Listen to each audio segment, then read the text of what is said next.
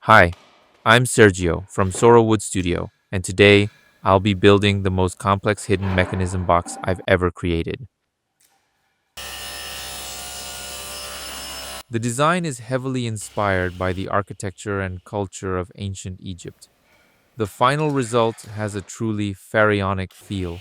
It almost looks like it came straight out of Tutankhamun's tomb. Well, maybe not literally.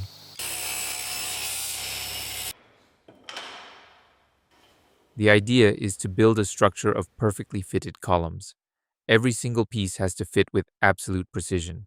Honestly, this box is one giant puzzle.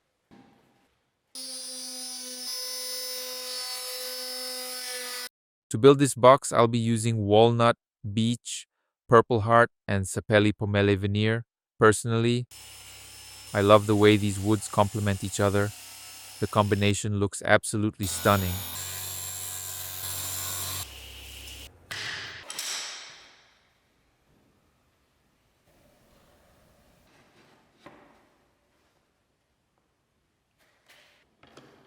Here's a little trick I use to keep the bandsaw fence from moving while I'm making a cut.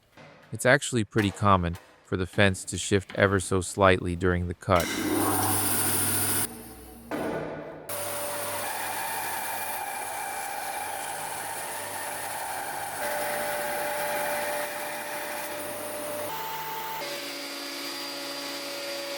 In this first part of the build, I'm creating the entire structure of the main puzzle. Everything has to fit together perfectly. This stage took forever to finish, not because it was especially difficult, but because this summer has been unbelievably hot, and working in the workshop has been almost unbearable.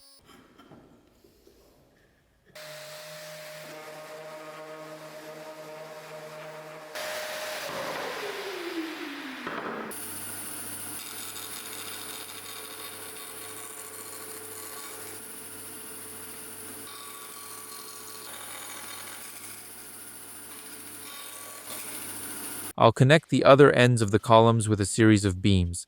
They actually resemble traditional Japanese architecture, and that was exactly the intention.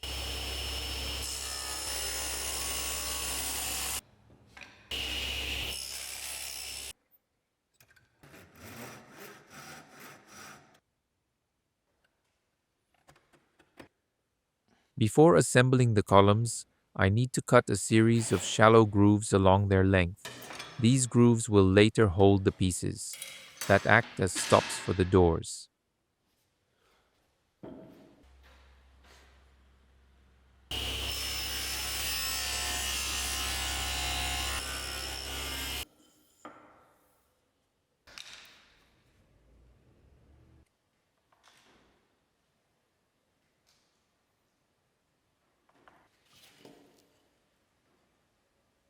Now it's time to bring everything together and align every piece perfectly. In theory, it's a straightforward glue up, but there's almost always one corner that refuses to fit quite right. Every part was made to fit with extremely tight tolerances, so even the smallest mistake can cause problems.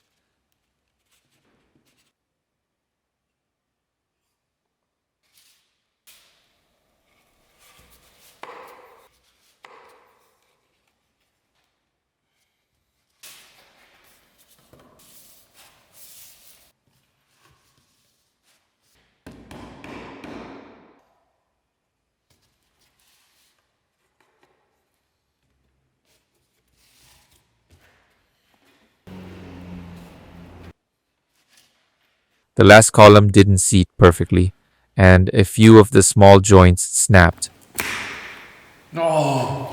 Fortunately, I managed to fix them by gluing the broken pieces back into place before the wood glue had a chance to cure.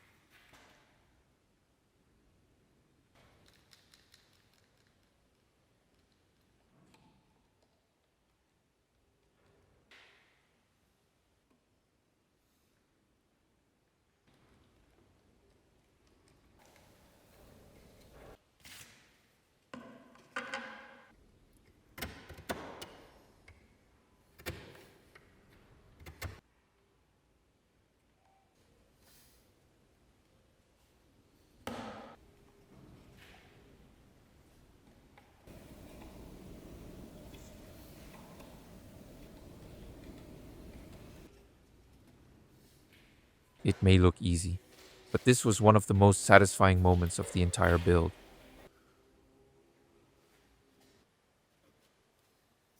Now it's time to build the front and back doors. I'll be using a traditional walnut frame with a Sapelli pommele panel at the center. To me, this is the detail that gives the piece its old world character. It makes the box feel as if it belongs to another era.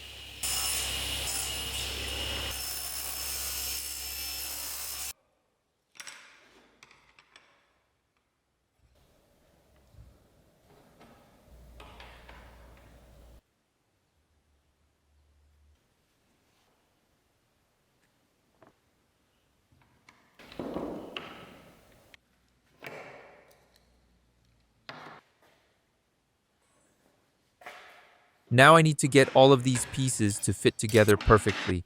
I've really grown to like cutting these joints on the table saw instead of using the router.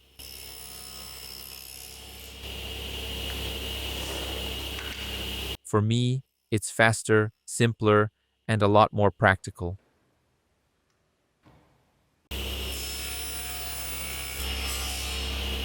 I'm just going to refine the inside of these joints a little.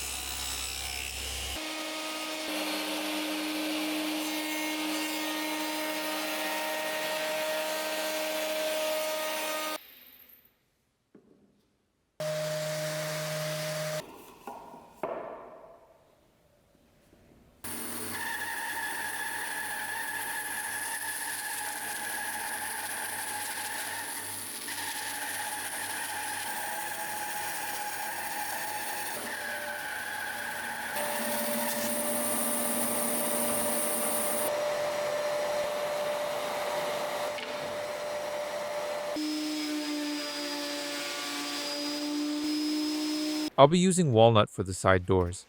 At this point, I'd run out of thin stock, so it's time to mill some more.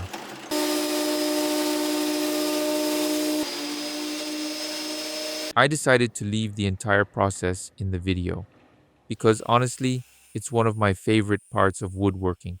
There's something incredibly satisfying about turning a rough piece of lumber into beautiful, perfectly milled boards.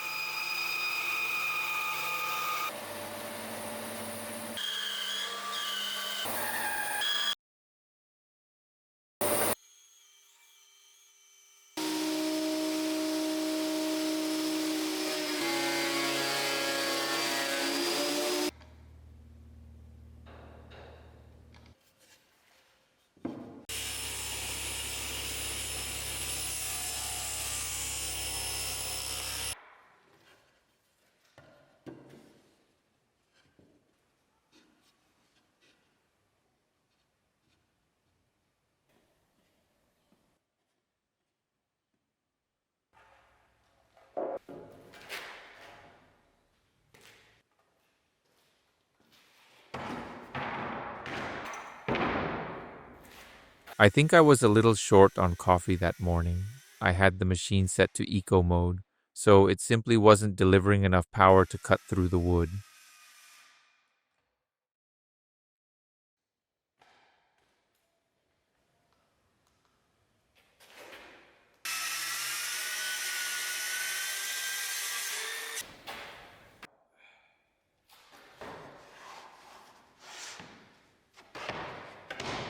This is the part you've all been waiting for. How I built the mechanism that opens and locks the side doors just by pressing two drawers. This is where the whole mechanism starts to come together. I'm building two wooden panels that fit perfectly into the box. These panels will hold the drawer slides, while the hidden mechanisms will be mounted on the back. Those mechanisms are what allow the side doors to open, simply by pushing the drawers inward.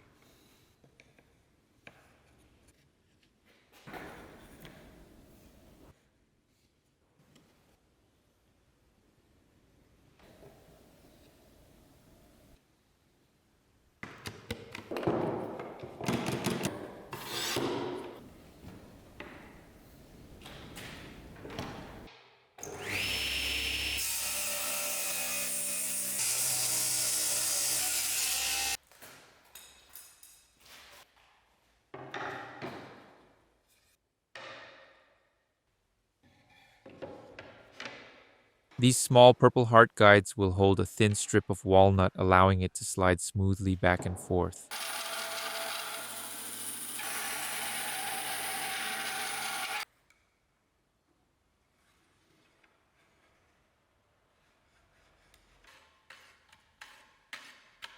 Okay, that's enough from me.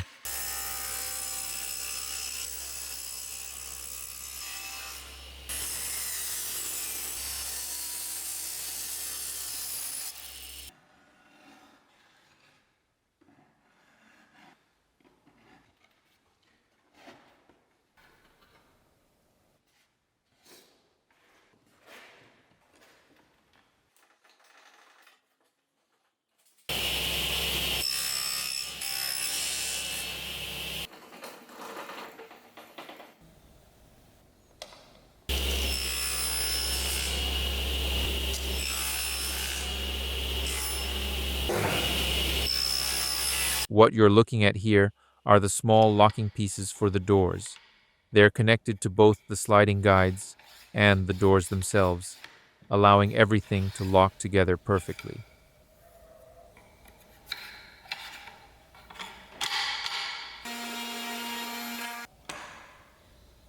The sliding guides are also connected to a spring, which provides the force needed to pull the mechanism closed.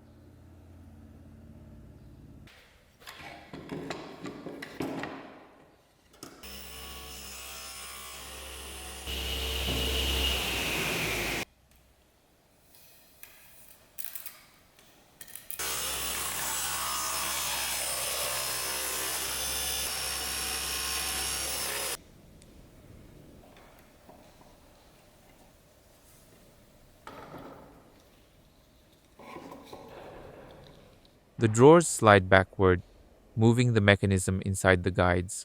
When you close the drawers normally, the springs act as a stop, holding them in their closed position. But if you push just a little harder, the mechanism releases and the side doors open.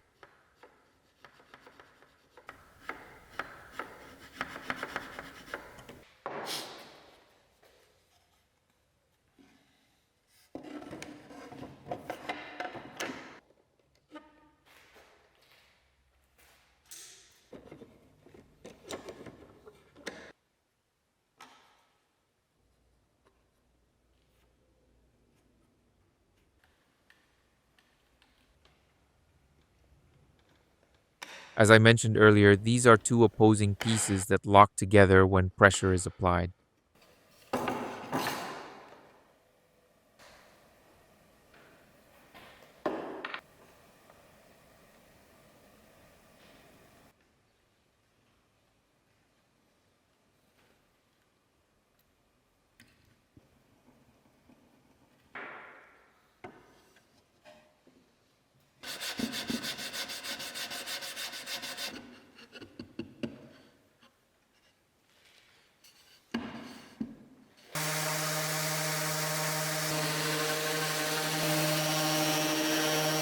I added a small spring to the side so that when the door opens, it has a much more dramatic reveal.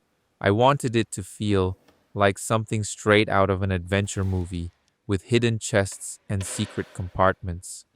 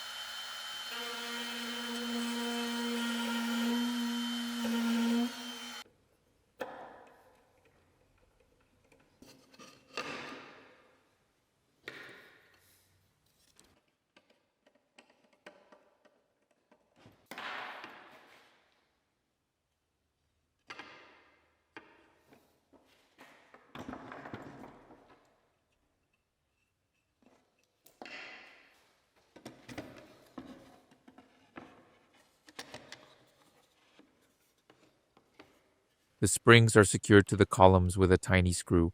Installing them felt like trying to thread a needle.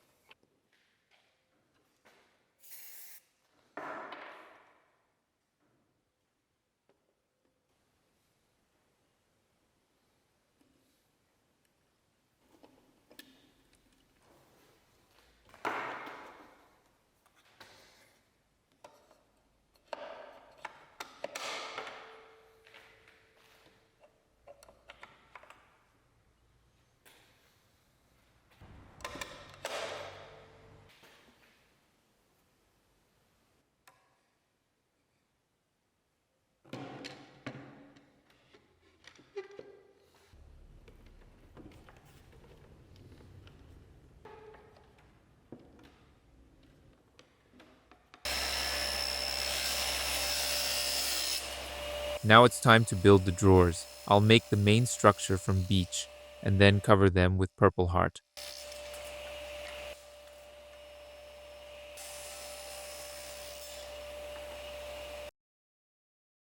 When you're starting with rough lumber, even making a few simple drawers becomes a long process.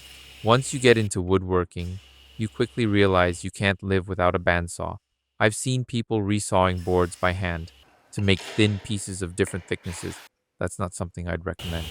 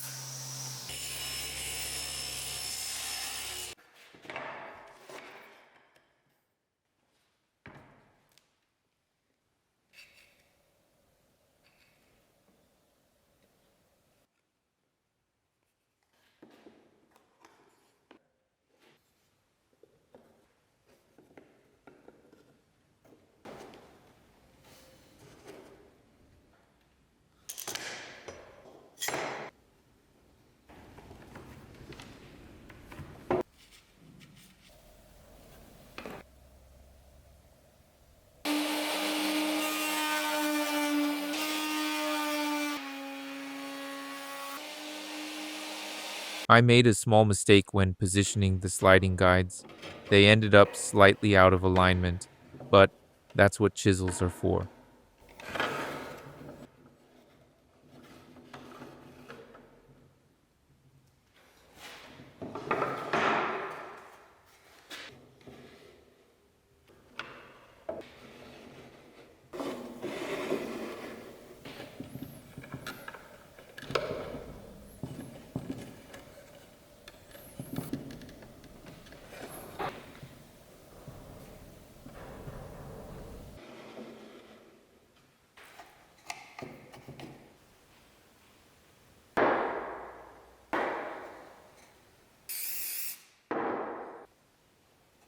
Well, this was a complete disaster. I tried trimming the excess purple heart with the router, and I definitely wouldn't recommend it. Purple heart is incredibly hard, but it also chips surprisingly easily. So I ended up removing it and making a new one instead. This time I cut it to the exact width on the table saw.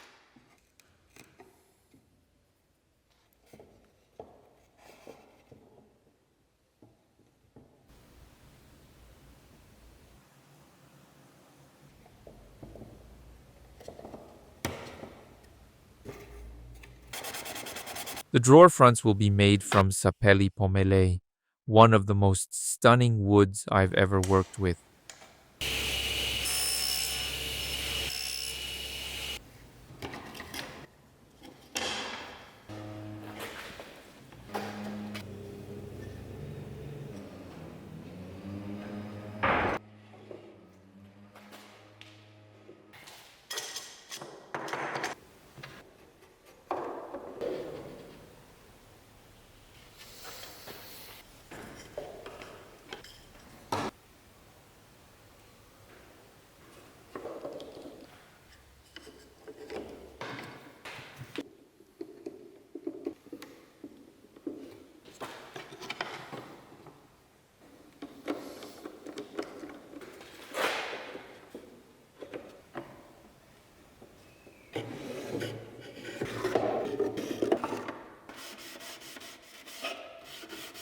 This box also has a front door.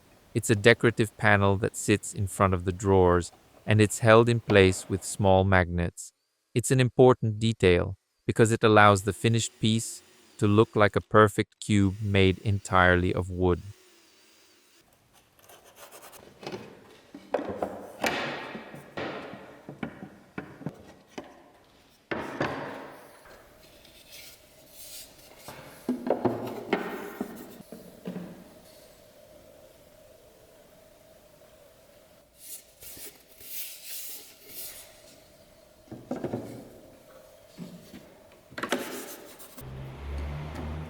The top is covered with another panel, matching the style of the front door. That way, the symmetry of the cube remains completely intact.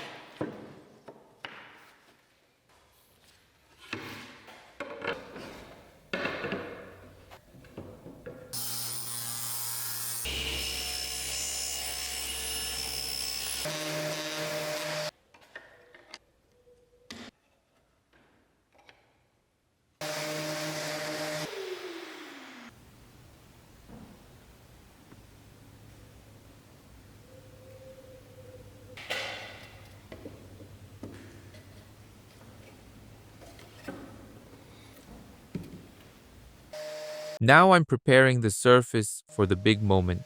Applying the final finish is without a doubt my favorite part of the entire build.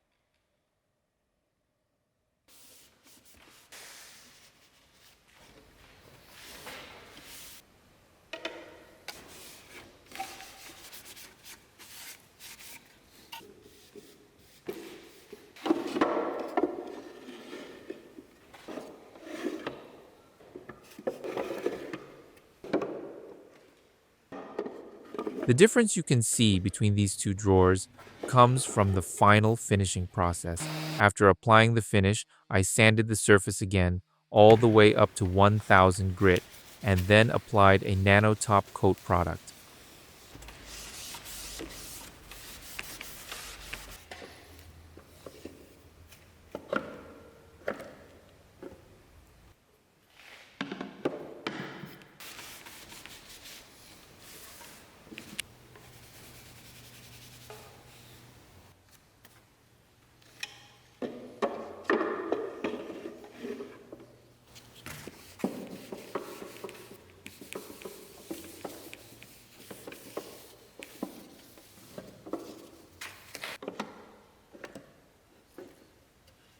Thank you so much for watching until the end.